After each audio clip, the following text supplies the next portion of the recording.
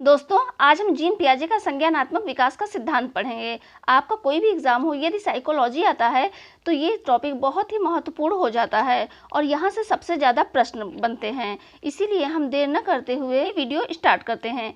Hello everyone, मैं अनामिका विद्यार्थी वरिष्ठ चैनल में आपका स्वागत करती हूँ। दोस्तों, तो चलिए पढ़ते हैं जीन पियाजे का संज्ञानात्मक विकास का सिद्धांत। संज्ञानात्मक विकास का सिद्धांत, जिसके प्रतिपादक जीन पियाजे जी हैं, जो कि स्विट्जरलैंड के निवासी हैं। इनका जन्म 1896 में हुआ था और इन्होंने ये जो प्रयोग किया था वो अपने ही बच्चे पर किया था। और इनकी एक बुक आई थी जिसका नाम था the language of thought of the child, और इन्होंने ये पुस्तक लिखी थी 1923 में। जीन पियाजे जी ने एक महत्वपूर्ण परिभाषा दी थी और ये परिभाषा आप लोग याद रखेगा क्योंकि बहुत ही इम्पोर्टेंट परिभाषा है।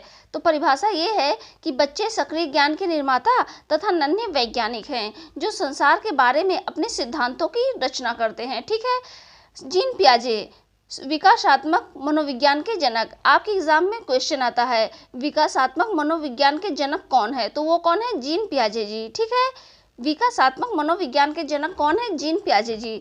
और इनके संज्ञानात्मक विकास के सिद्धांत के कुछ और भी नाम है। जैसे पहला तो संज्ञानात्मक विकास का सिद्धांत ही हो गया, फिर इसको मानसिक विकास का सिद्धांत भी कहते हैं और अवस्था का सिद्धांत भी कहते हैं।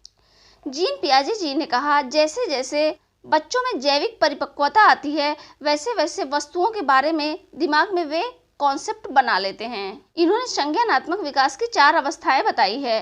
पहला क्या है? संवेदी गामक अवस्था, दूसरा पूर्व संक्रियात्मक अवस्था, तीसरा मूर्त संक्रियात्मक अवस्था, चौथा क्या है? औपचारिक संक्रियात्मक अवस्था। आइए अब इसके बारे में डिटेल में पढ़ते हैं। पहला क्या है? संवेदी गामक अवस्था, सेंसरी मोटर स्टेज। आप इसको इंग्लिश टर्म में भी याद रखिएगा क्योंकि कभी कभी हिंदी टर्म जो होता है वो थोड़ा सा चेंज करता है और इंग्लिश हमेशा वैसे ही रहता है। संवेदी गामक अवस्था जो कि 0 से 2 वर्ष तक का होता है। इस अवस्था में बच्चे अपने इंद्रियों के माध्यम से सीखते हैं, जैसे कि अपने आँख, नाक, कान, त्वचा, हमारी जितनी भी ज्ञानेंद्रियां हैं उसी के माध्यम से बच्चे सीखते हैं। और इस अवस्था में बच्चों में वस्तु स्थायित्व आ जाता है और वे छिपी हुई वस्तुओं को ढूंढना चाहते हैं। जैसे कि अगर बच्चा बॉल से खेल रहा है, यदि उस बॉल को आप हटा देंगे तो वो बॉल को बच्चा बार बार ढूंढेगा कि वो कहाँ गया है। इस अवस्था में बच्चे में प्रतिवर्ती का गुण होता है। ये देखिए 0 से 2 वर्ष तक के बच्चे की इमेज। अब दूसरा क्या है? पूर्व संक्रियात्मक अवस्था, प्री ऑपरेशनल स्टेज, जो कि 2 से 7 वर्ष तक का होता है। ठीक है, इसमें अपलटावी का गुण होता है।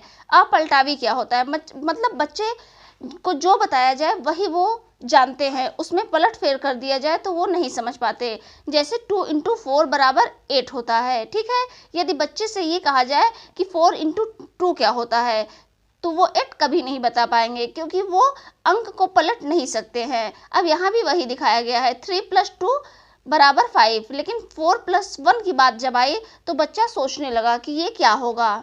ठीक है, ये बहुत ही इंपॉर्टेंट है। ये जितने मैंने इसको ऑरेंज कलर से लिखा है ये मोस्ट इंपॉर्टेंट है, याद रखिएगा क्योंकि ये एग्जाम में आता है। विचारों की अनुक्रमणीयता इसमें होती है और इस अवस्था को खिलौने की आयु भी कहा जाता है क्योंकि बच्चे इस समय गुड्डे गुड़ियों से, गाड़ी मोटर से बहुत ज़्यादा खेलते हैं। प्रतीकात्मक खेल खेलता है। इस समय बच्चा प्रतीकात्मक खेल खेलता है।